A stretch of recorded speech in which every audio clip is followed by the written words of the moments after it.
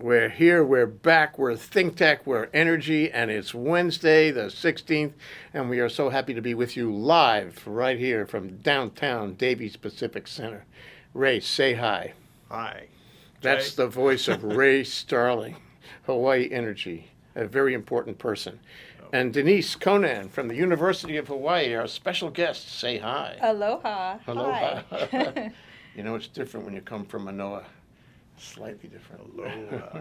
Aloha. We're going to talk about energy. We're going to talk We have our about dialect. news about energy. We're going to talk about advice about energy. And we're going to talk about what's going on at the university and how it extends out from Manoa to create new energy initiatives.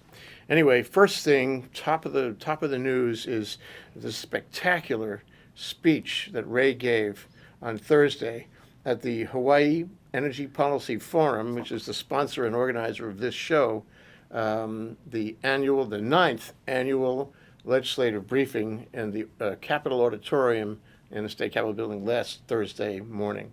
Fabulous, Ray. Want to talk about it?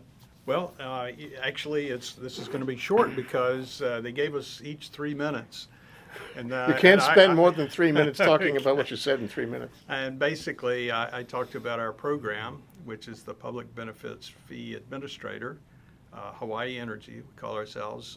And basically, I started off with the good news. I said we did well this year. I think, are well organized. It was well organized before we came on board. And the reporting relationship with the PUC is very good. We have a great contract manager. We all work well together, and we're meeting our goals that were set. That's the good news. The bad news is that we are not addressing the major part of the energy problem here. Well, that was the whole challenge of this program, wasn't it? That's right. To lay it on the line with the members of the legislature who appeared, the members of the industry, government, academia who appeared. Denise was there, I know, I saw her. Yes. And, just talk about where we are in terms of the challenges we are now meeting, which we have to overcome to go forward. It was really a spectacular program because we actually achieved that. I think we did. I think it went very well, but it just identified the issues. The hard part now is going to be taking what we now know and turning it into something that we can go for as a goal, where everybody can be on board, aimed at the same target. Well, from your lips to God's ears. So the three principal issues, and I'm mentioning this because we're making a video of it, which will play on ThinkTech on OC16 starting 10:30 this Sunday, the 20th. Okay. Three issues that you have to watch for is number one, what are the leadership challenges? Who, in fact, is leading? And that's something, Denise, we have to talk about in this show. That's a good question. Two is what's the mix of renewables that we're really focusing on? There's so many of them. There's so many voices. You know, the old problem, everybody is excited about his own thing.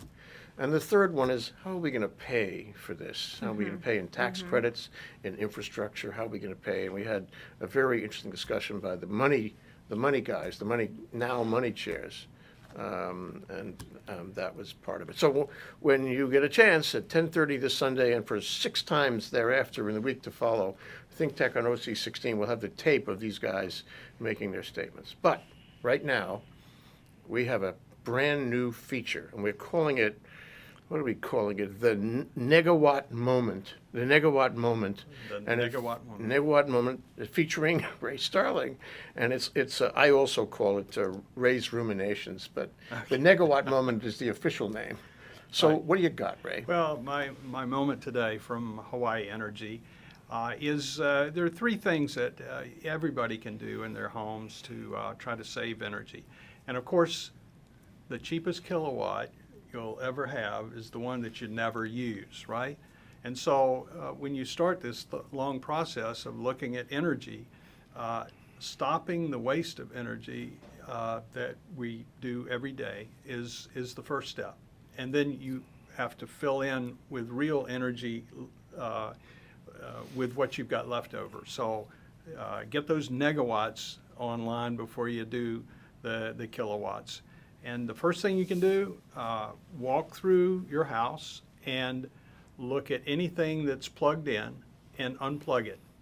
And don't plug it back in. Okay, I got a television.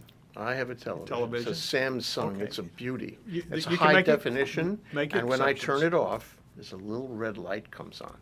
Are you telling me right here on Hawaii, the state of clean energy, that I don't want that red light on? That is correct, although you may make the choice to allow that red light to stay on. So when you flip on your TV, it comes immediately on instead of taking a few moments.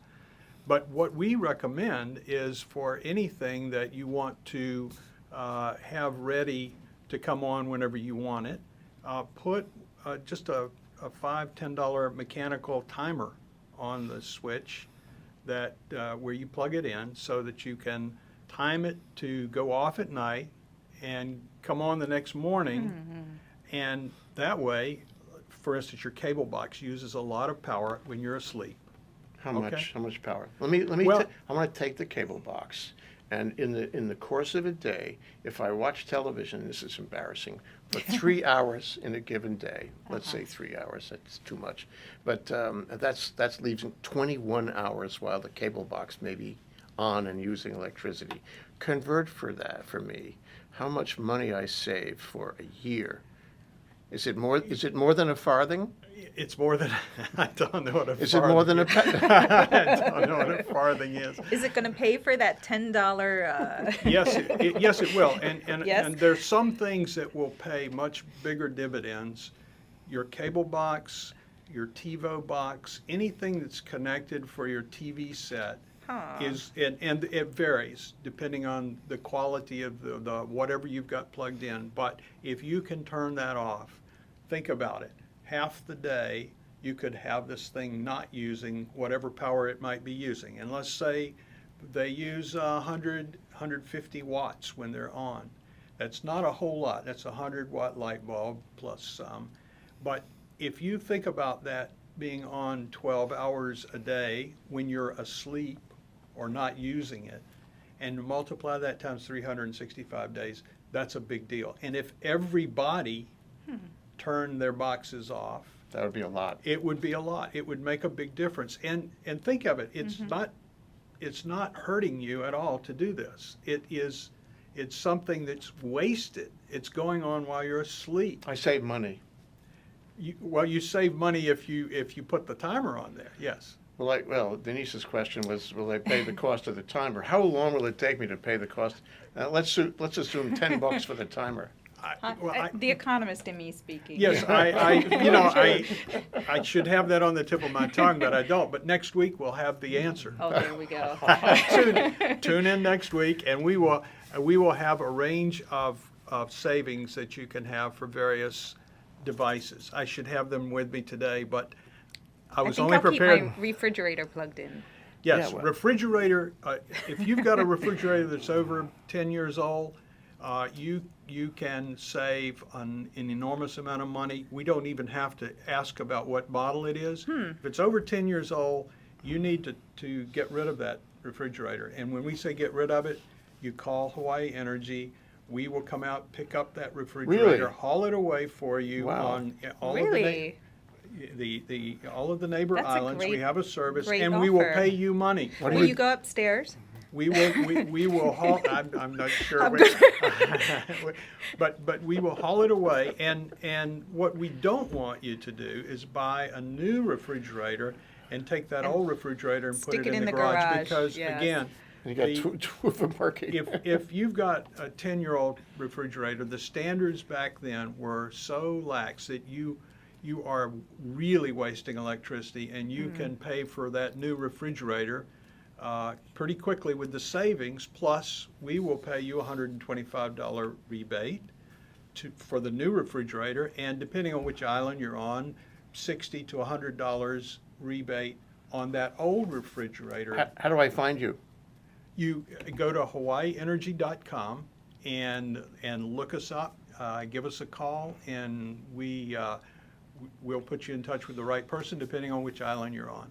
No, excellent. Big question for you, Ray. before we go to the break. We'll go there soon. And this is an economic question, Denise. Good. Okay, so I have a house, and I spend, depends on who you are, I suppose, but let's say for this discussion I spend $400 per month for electricity. Mhm. Got a bunch of kids running around, all the stuff, puppy, whatnot. All that activity costs energy. And it's an average, conventional, run-of-the-mill house, nothing fancy, nothing special about it. And it's got old type utilities that haven't really been upgraded, and it doesn't have CFLs just yet. Okay, and I go out there on a given Monday morning and say, I'm going to change all this. I am going to get rid of that refrigerator. I'm going to put CFLs in. I'm going to, my television is going to have a timer on it. Everything will be different. In percentage terms, what do I save? Well, if you just make everything more efficient, Mhm. right, you can save maybe 25%, 30%. 25%. If you add to that behavior change, like putting the timer on and turning things off when you're not using them, depending on how much you've been wasting, and in particular, anything that's running most of the time, even if it's using just a little bit of power, it's wasting a lot of power. Big item today, if you happen to have a pool and have a pool pump. Most people overbuild their mechanical equipment, so you've got a bigger pool pump that's pumping a lot more water than it needs to. You leave that on 24/7, or better yet, if you've got one on 24/7, turn it off, and you will go eat a steak dinner at your next after the next power bill. I think what comes I in. hear you saying is I could knock it down. Would I take the steps of replacing equipment, better equipment, and I take the step of being more efficient in my habits and all that, Yep. I could probably knock that $400 down by half. And I That's- want to ask our official corporate economist here what that leaves me with. What's the saving? Half of 400, is that what you're asking? Yeah, they came to That find would out. be 200. So that's $2,400 a year, right? Yeah. That is, that would, obviously, I don't want to promise anybody anything because it's really up to the actual circumstances. But it can be as much as half your power bill. You heard it here. You've already. You heard it here from our energy efficiency expert and our company economist here on ThinkTech, and I hear the sound of music, and it makes me feel we're going to take a short break. We're going to take a short break, then we'll be right back. This is ThinkTech on KGU 760 AM, part of the Wall Street Business Network. Okay, we're back. Okay, we're back. This is ThinkTech, Hawaii, the State of Clean Energy by the Hawaii Energy Policy Forum, here with Denise Conan, economist, founder of UHERO, One of them, yes. University of Hawaii Economic Research Organization, and she is also the dean of the College of Social Sciences at UH. And Ray Starling is here with me. You may remember him. He's with Hawaii Energy, and he knows a lot about energy efficiency. So we want to find out what's going on at the University of Hawaii because there is stuff happening. Denise, tell us the stuff that's happening on energy at the College of Social Sciences and Thank you. I've got to tell you, this is a real scoop. Okay. And we're really quite excited. I mean, one thing I did when I came into the position of dean is, spend some time looking at the kind of strength we have in the college and across the campus, and also with the community and where the need is. And I think in this energy area, it's really ripe. So what we're doing is, many people know UHERO and the kind of work we do in UHERO with forecasting, with the economy, looking at construction, and looking at tourism. One part of what we want to, so we're working on establishing a new initiative around energy, economics, and policy and regulation. We want to develop this initiative as a link between UHERO, the Hawaii Energy Policy Forum, which is also administered through my college, and also Hawaii Natural Energy Institute and our friends at the College of Engineering. We want to tap all of the assets that we have across campus to not only focus on technology and the details of technology, but also to put that in the bigger picture perspective, to take a more systems approach, to be able to provide, for one, a tracking of data and analysis that can inform public policy decision making. So we're very, very excited about bringing these partners together. Just to put it in perspective, UHERO issues economic reports. Right. And that is its contribution to the community. That's one But of its these economic contributions. reports are about Hawaii. Exactly. And if I read a UHERO report, I'll learn about what's going on in the economy. They also have a data portal that gives you personal access, so you can manipulate the data and understand the data, and they gather that from Spreadsheets all and that kind of- sources online, all sources national and local. What's the website, if you recall? Oh, geez. I bet it's Google you- UHERO. It's like Just Google UHERO, yeah. .hawaii.edu, I think. See all the something like reports. that. Okay, so now these reports are going to be talking about energy, and that's going to be an expansion. You're going to try to do more about and analyzing energy vis-a-vis the economy of Hawaii. No? Right. So, I mean, that is one big component of what we want to do. We want to be able to provide reliable and consistent reports on the trends that are happening in energy from an economics perspective, but also understanding the technology. So that's certainly one thing.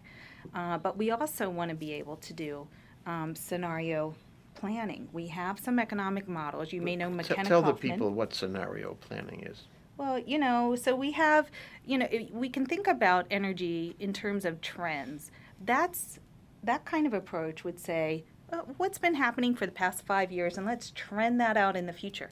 But the problem with that is that's not our world now. It's changing dramatically. I mean, we have solar going on rooftops at a rate no one would expect.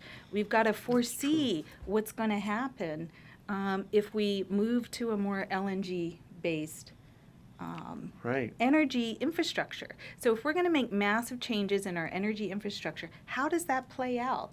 And, we're trying to Good. develop the kind of models that would let us look at these big questions. If we're going to go to wind, how does that play out? And so, we can understand the technology of that, and HNEI is really, at the university, the lead in that.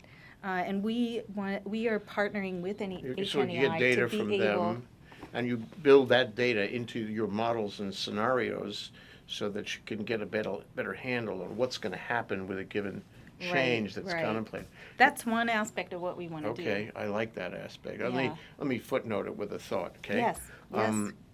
One of the big problems about growing into the adventure of renewables is that you're changing basic systems in the way the state works. Yes. And this is a significant problem because we don't know exactly what will happen. And we could make a mistake. It's trial and error in many ways. It's trial and error. And the idea is to bring the resources together and avoid the sharp edges, avoid the risk that the trial and error will give us an error that will hurt us. So you have to this is exactly what can do that, It's exactly. I mean, I think one thing, you just bring up so many ideas with that. We can look at that as a risk and a challenge for the state. But at the same time, the world is facing these kind of issues, and more we are being looked to by the world as a sort of a test bed for just that. Can we get it right? Yes. And so part of what we want to do is have the human decision making built into how we're doing the model, the behavioral side that Ray was talking about in terms of how we decide whether to unplug our television. But also how we decide whether to add our own PV to our rooftop. That's changing the energy infrastructure of the state. I mean, it goes beyond efficiency. How's that going to change when you add these kind of intermittent sources of power? Our situation. This is not just a Hawaii problem. it's an international Sure. problem. And we have these connections at the university throughout the world. For example, my first PhD student in economics is now the Director General of Clean Energy in Korea. Did you know that? No, that's And great. so we're they're launching- very interested in clean energy. They're very interested, And they they're want to come looking- here and partner with us. I can tell you that. I know, because he told me. Okay, I'm And telling he's you going to again. be back in April. And we want to be a part of the research that goes along with that. I think we can research these things. It's globally important, but we can be a source of knowledge too for the state. Do you want to talk to Denise Conan? Because she's right here. She's right here on KGU with us. And we have the technology by which you can actually speak with her. Oh, is that right? Yes, you can call on Please the call. telephone with your little finger. You can dial 296-5467, and you will reach KGU 760 AM and just ask to be put on ThinkTech Hawaii, the state of clean energy. And you can ask Denise, or for that matter, Ray Starling, any question you want. Talk about transparency. We're letting them have anything they want. Anything. Looking forward. So what's the timetable on this, Denise? How long is it going to take for you to get to a place where I can go to your website and get reports that will, tell me how these scenarios are going to play out on, one, differential or another? You're jumping right to the crystal ball here. Sorry. I think that, right now what we're doing is really going around to the community because we want this approach to not be driven by one aspect. I think that process is going to take us a couple months, but we've already been talking to the Mina Marita at the PUC. We were working with Brian Schatz, and now we're waiting to see It's a what gain but a happens loss, next. a loss but a gain. Yes, well, we'll continue talking with Brian Schatz Okay. about energy and the legislature as well. There's big questions about who should pay for all this. Should it be the ratepayers or the taxpayers? Well, I hope you get into that because, people are very concerned. First we had the Clean Energy Initiative, now we have the Cheap Energy Initiative. Yes. And so a lot of people are asking. Not in my backyard why initiative. Why am I paying $400 a month? Ray Yeah. can help you with part of it, but He'll Denise take our can help you with refrigerator. the other part. Yeah. So, I think for us, and actually this is one important role of the Hawaii Energy Policy Forum is the dialogue part. We don't want to start something up that doesn't have the stakeholders engaged, and so I think that's one phase. But we think certain elements of this can move really quickly. The business community is strongly recognizing that energy is an important role and has been asking for us to play a larger role. So parts of it I think will get off the ground, and we already have some work in this area, but So you're hopefully. rolling it out now. You say it's a scoop. You're rolling it out now. You're announcing it just now that you're bringing all these Well, players together. I wasn't ready for the public launch. We'll Yeah. call this a soft launch, huh? Okay, soft lunch. We're bringing Soft public the launch. players Semi-public together. launch. You've heard it here first. On yes. Okay, well, after the break, we're going to ask Denise Conan about exactly how all these organizations are going to connect. Yes. And we're going to ask her about how that affects leadership. We're going to ask her how that affects the university's role as Tom Apple would like to see it in connecting with the community and all of us in general. What do you think, Ray? Sounds like a good idea. It's a Okay. plan. In that case, we're going to take a break. Okay. This is Hawaii, the State of Clean Energy from the Hawaii Energy Policy Forum. We'll be right back here on KGU. All right. Okay, here we are. We're back. We're here with Ray Starling of Hawaii Energy and Denise Conan of the University of Hawaii. She's the Dean of the College of Social Sciences. She's also one of the founders of UHero, which is a bunch of heroes in economics at the university. And she's giving us a scoop about how there's going to be a new program, a new initiative, new collaboration from the university to the community with various players try to help us develop our scenarios and understand what's going to happen going forward given the various. Brian Schatz has said, this is before he was appointed, that it's, and I got witnesses, Ray was there, that energy is like a chess game. Okay, the only thing you can plan is that you want to win it, but you can't plan every move because it's interactive. Okay? Yes. The scenario changes with every interaction. Every move changes, the differentials, the variables. So you have a job in front of you, actually, Oh, yeah. because you're going to be issuing a lot of reports. Well, I hope your listeners can give me some hints and clues in the strategy of our chess game here. It's going to be an interesting We can use ride for everyone's you. help, yes. Yeah. So it's like, what did I call it? Reinforcements from base camp in Manoa. And the concept, if you don't understand, is that the university is coming onto the field now. And, Tom Apple, the chancellor of Manoa, you were the chancellor once.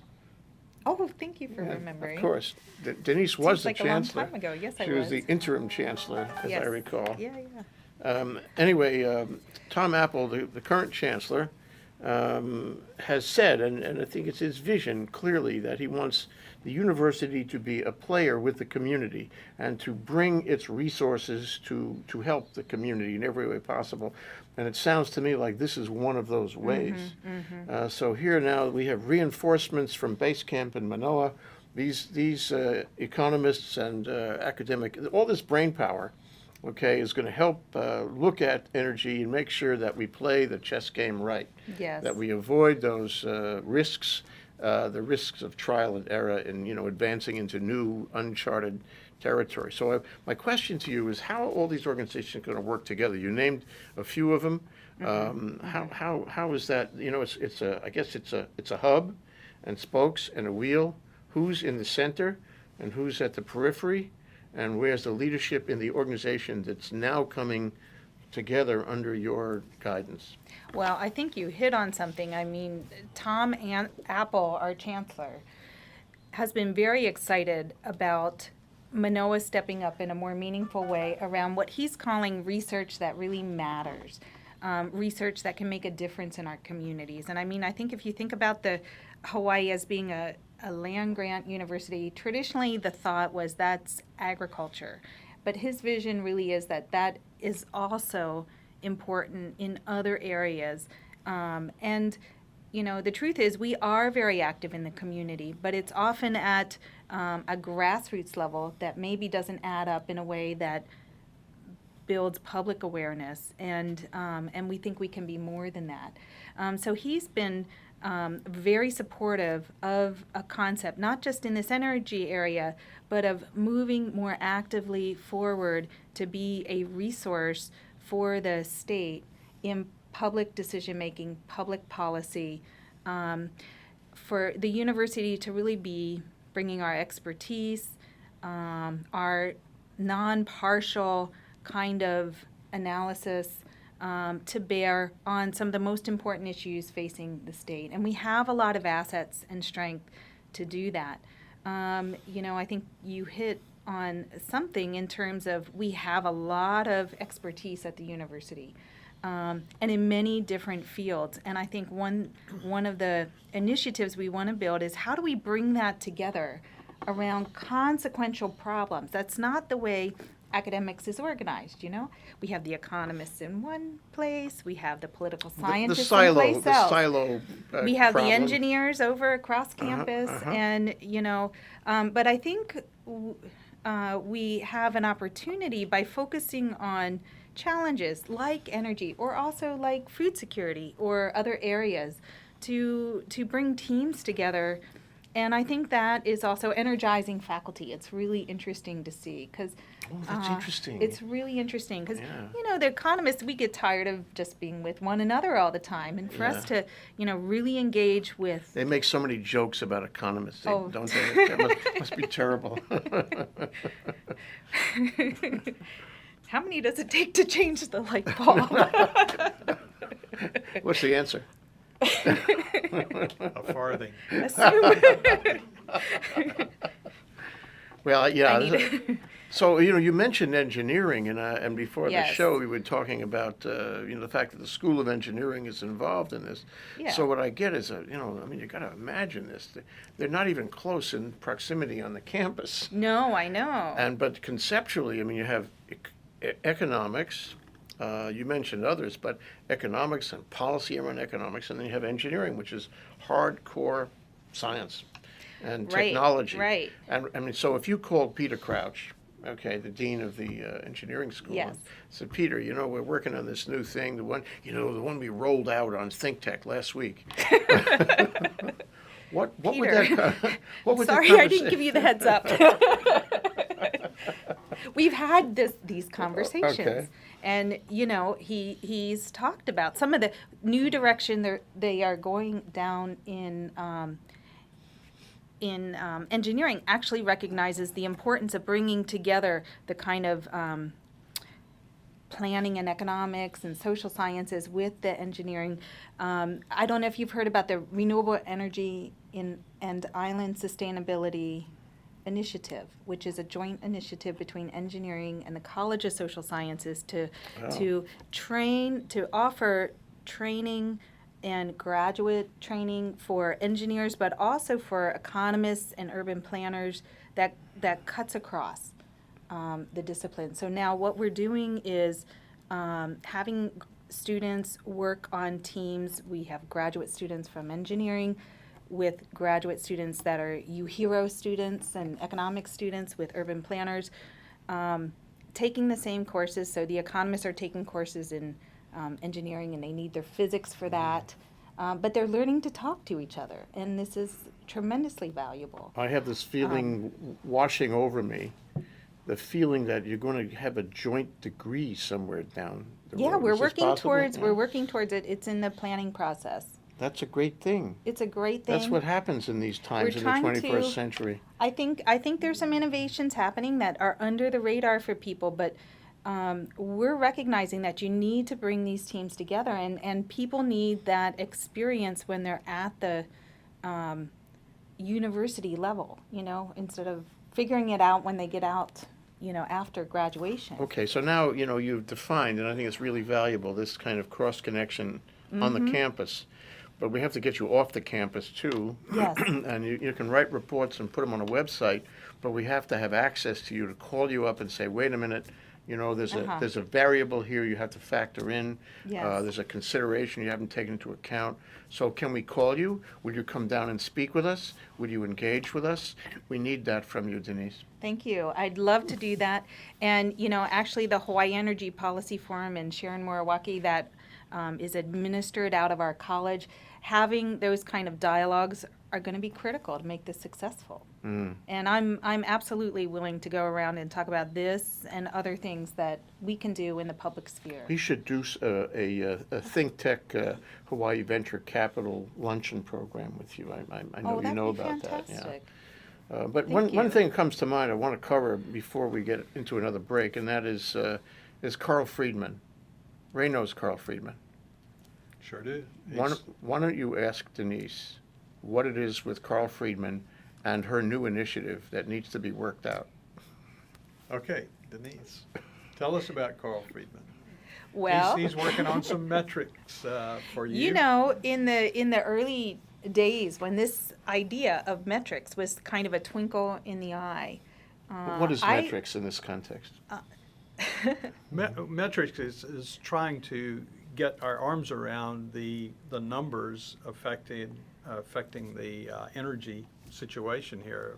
How much is used, what kind of fuel is used, what kind of alternate fuels can be replaced for oil. Could we are have like used a for oil. simple dashboard that the public can understand? Right. We were Dashboard, I love and, that and term. the, That's great. the problem is, Jay, that the metrics are all over the place in terms of where they're located and how they're put together, and trying to bring them all together, which is really what Denise is talking about, is a bigger problem than we ever thought before. It wasn't that important before, but now we're going to make some big decisions to take us to the next step, and those decisions need the best metrics that we've got refined properly so that they all kind of come together and give us the information that we need. So that's really what Carl is working on, and Denise was part of that in the early days, and Carl's got the ball right now, and we'll be coming back together, I'm sure, soon. I think it'd be great to be collaborating together on that, and I think Carl's been doing an awesome job of really engaging many different stakeholders to figure out just how to put together data in a way that people can understand.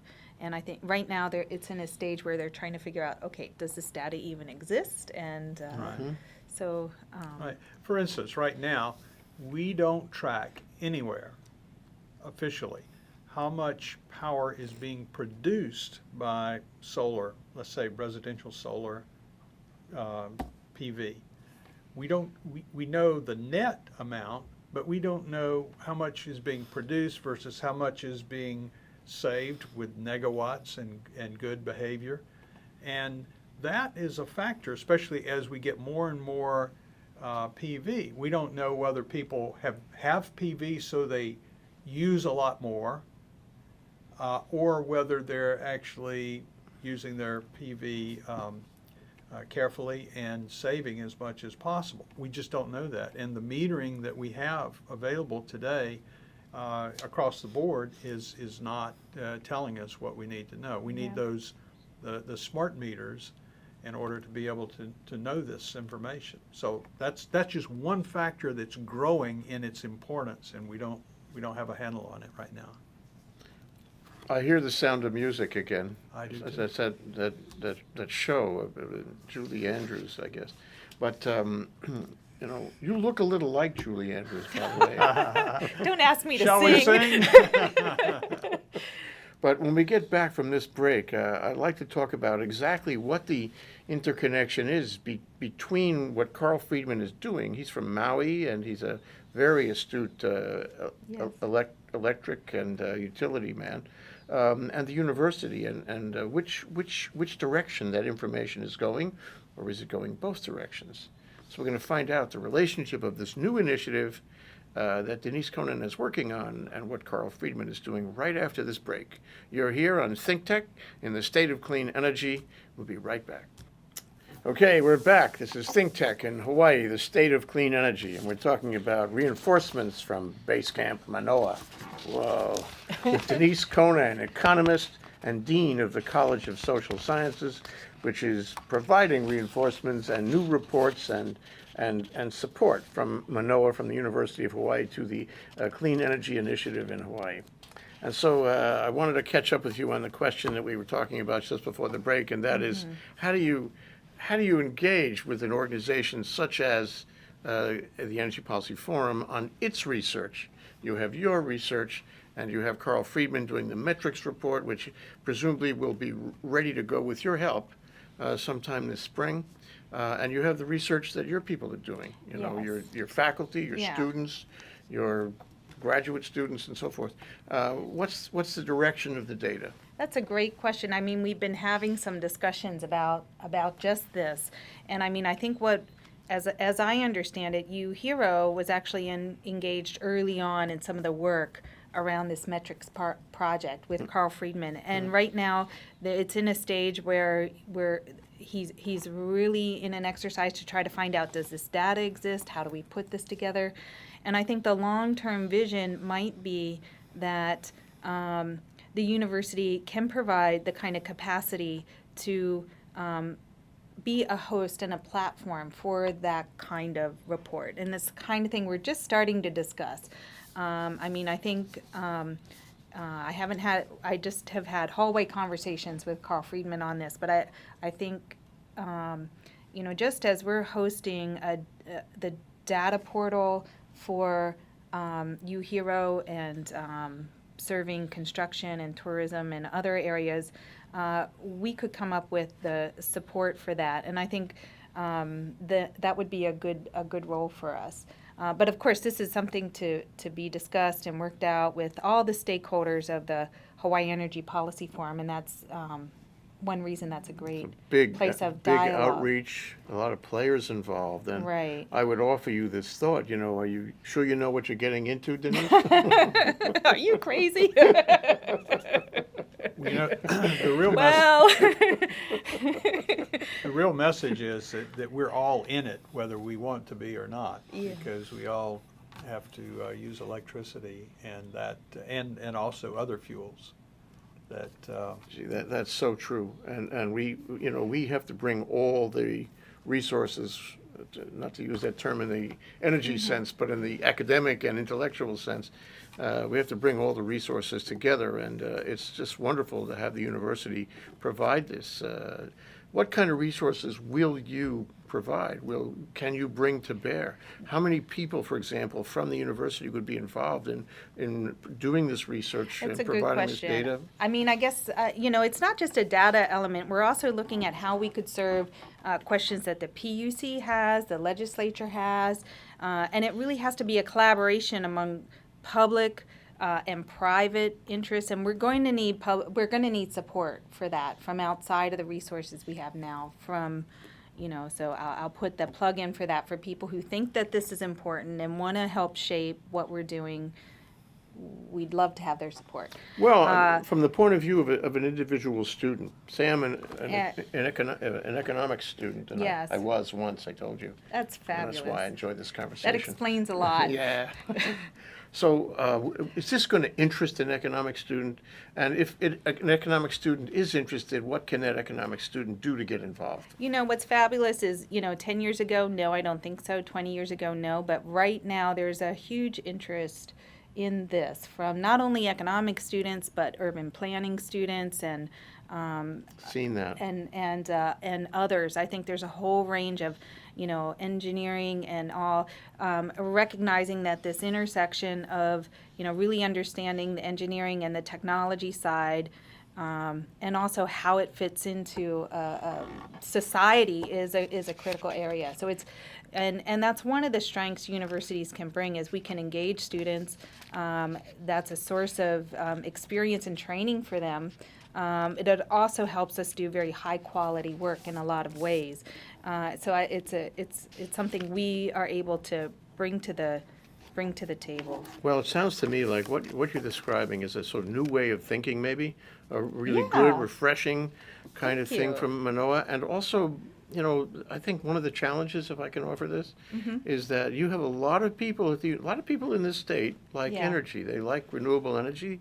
They want to be part of it, and they find a way to do that. And there's a lot of people already at the university who are Yes. doing energy projects and sustainability projects of one kind or another. And there really should be somebody, maybe you, Denise Conan, who I coordinates see. this whole effort, all departments, all efforts, all research, having to do with, the economics attached to clean energy in Hawaii and offering that in a, sort of organized way to the community, the government, and the industry. So I'll put in, there's a lot of faculty that are interested in parts of this. And we're also trying to identify what kind of gaps we have and how we fill that in, because I think we want to be able to be reliable too. Sometimes in academics, we can get slow. So we're looking for how to add that capacity too. And once we have that in place, I think we'll be a fabulous hub. And I'm excited to be working with such good people, and hoping we can pull this off. Well, we wish you well in this capacity. And Ray, I mean, from your point of view, I mean, what does this mean to you? What does it mean to Hawaii Energy? And what does it mean to, the Energy Policy Forum? What have we learned from Denise here today?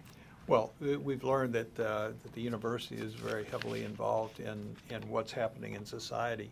This is extremely important, probably one of the most important things that in our lifetime we'll have to face, making decisions about where we go with energy moving from here into the future. So having a credible organization like the university on top of this and leading the way, especially with the Policy Forum, which is really a collective of people who all have a common interest.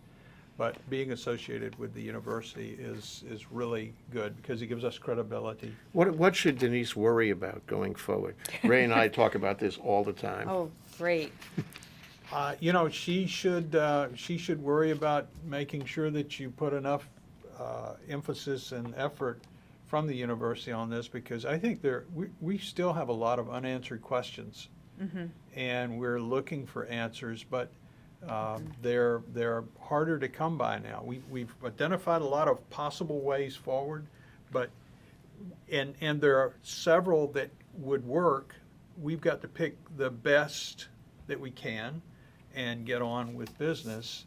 And I think the university is going to have a big role in that going forward, especially on that credibility issue, because you give us information that we rely on that is not biased. It's pretty much, here are the facts, guys. Yeah. You guys take it and just make your decisions. So that's a good thing. And Thank you. we look forward to Thank you. to having you back on to give us Appreciate updates. it. We can use all the help we can get too, so thank you Well, I so think it's the much. right organization at the university. I'll tell you why. I mean, it's not a technical organization. It's not science, not technology. It's social policy. It's economics, but it's an intersection. Okay, potentially an intersection of everything, including religion. You know.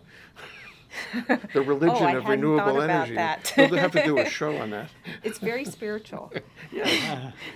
But you have economic, social policy, you have political science, you have technology. I mean, really, start ticking all this stuff Urban off. planning. Urban planning, sustainability, environment, law, lots of that. So, Right. I mean, you are going to be in a great spot. And I hope you write a lot of articles and books, and we'll be looking for them in between our various appearances with you on ThinkTech. This is Thank you ThinkTech, so much. the state of clean energy, reinforcements from Base Camp Manoa with Denise Conan, economist and dean of the College of Social Sciences, and Ray Starling of Hawaii Energy, all together enjoying ourselves. Thank you very much for coming down, Ray. Thank you. I enjoyed it very much. And Denise, it was wonderful to talk to you. Mahalo. Later, we'll see. Thanks. Thank Bye. you. Aloha, everyone.